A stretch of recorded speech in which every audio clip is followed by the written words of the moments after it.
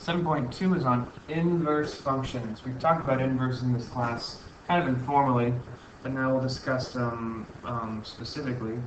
An inverse is how we undo something. That word undo is the best way to describe what an inverse is. If I'd ask you what an inverse is, you might have said it's the opposite, or it's the reciprocal, or it's the flip and multiply, or something. And those are all examples of inverses, but the inverse itself means the idea of undoing something. So for example, the inverse of addition is subtraction. That's how we undo addition by subtraction and vice versa. We undo subtraction by addition. The inverse of multiplication is division. The inverse of squaring is square rooting. The inverse of a matrix is its inverse matrix, which we talked about way back in chapter 4.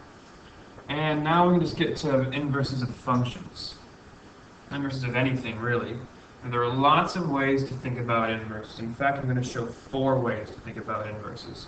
One way is that 2 relations are inverses whenever one relation contains the point AB, the element or point the point AB, then its inverse would contain the point BA. So for example, if A is a function that has the points 1, 5, 2, 3, and negative 1, 6, and B is a function that has the points 5, 1, 3, 2, and 6, negative 1, A and B are inverses of each other because all these points just switch spots.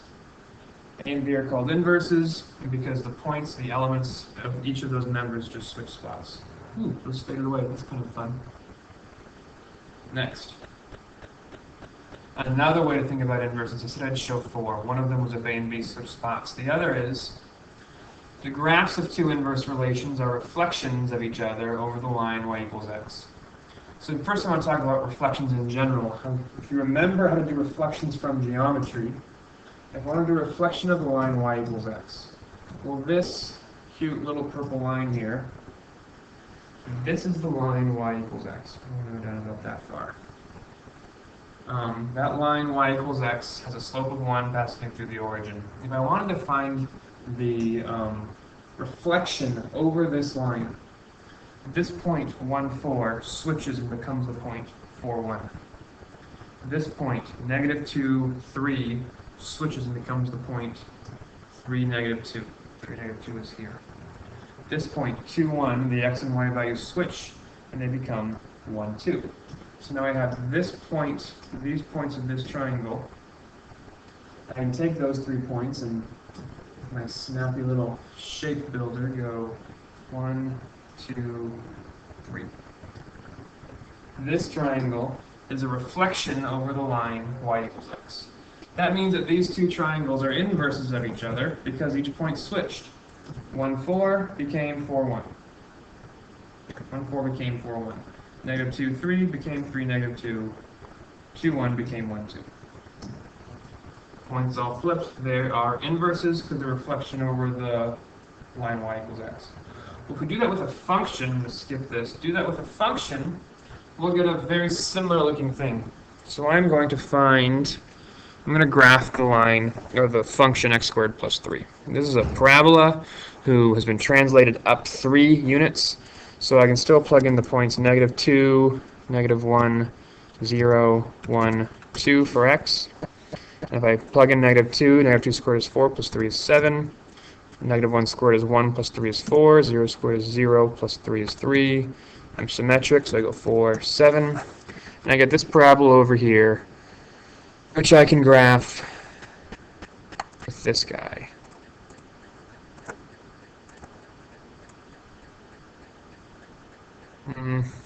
Probably not going to fit perfectly. Maybe I shouldn't bother with this. But we'll give it a shot.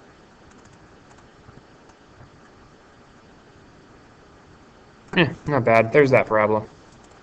So if I find the inverse of f, here's f inverse, this to the negative 1 means f inverse.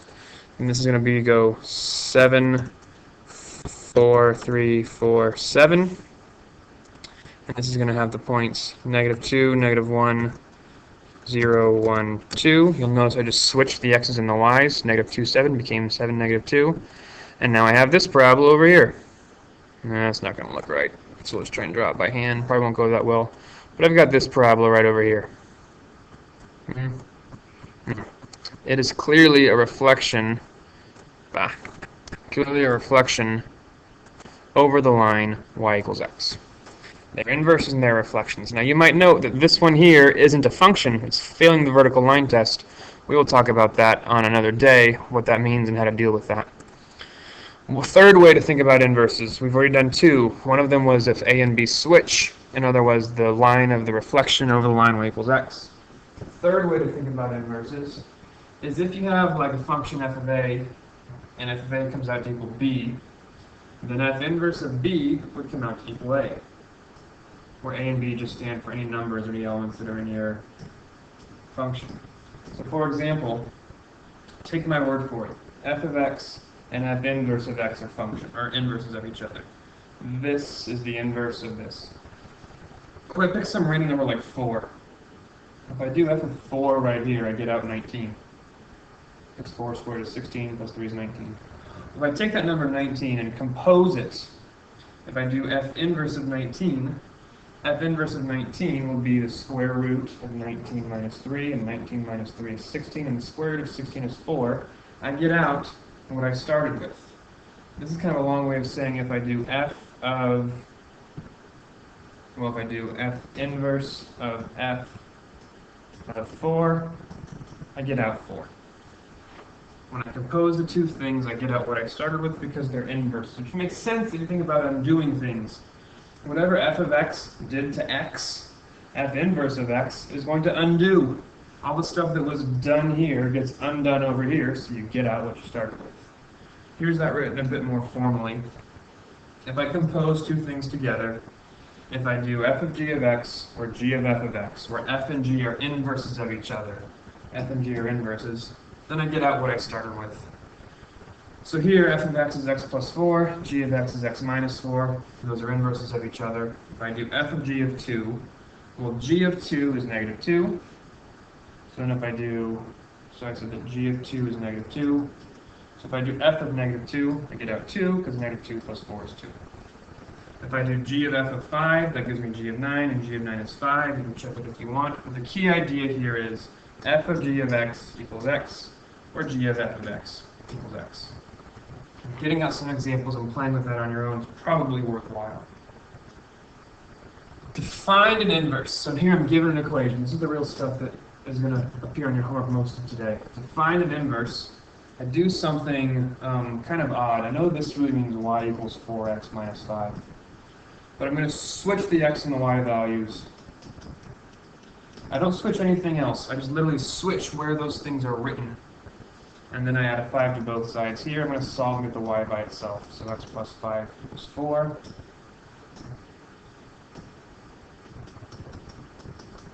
For y, divide everything by this 4, and I get that x plus 5 over 4 equals y.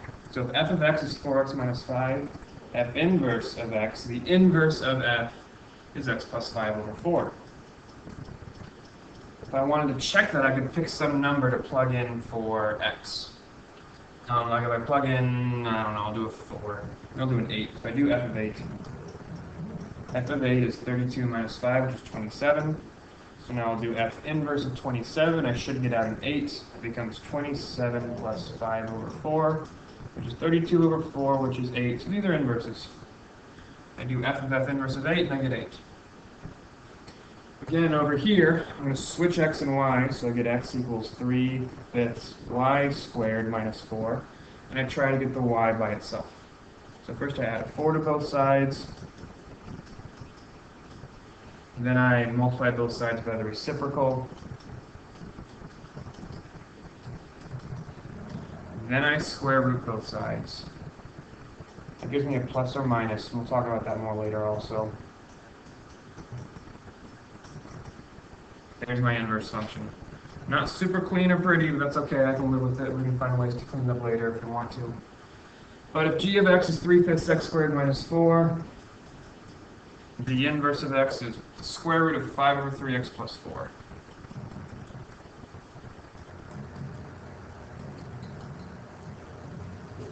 Beautiful. Remember, whenever you're solving, you're basically doing PEMDAS backwards, which means SADMAP. First you get rid of addition or subtraction, then you get rid of multiplication and division, then you play with any exponents, and lastly you would try and whittle down parentheses. So here, I'm going to get rid of the addition subtraction first. So I switch x and y. So now I get x equals 3, y minus 2, plus 4. So I get that x minus 4 equals 3 root y minus 2, because I subtracted a 4. And I divide everything by 3. Then I square everything.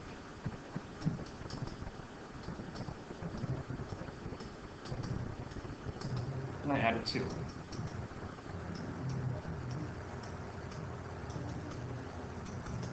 If I really wanted to simplify this a little bit, I could. I think for now I'll live with that. If I wanted to simplify it, I get this. And I get a common denominator.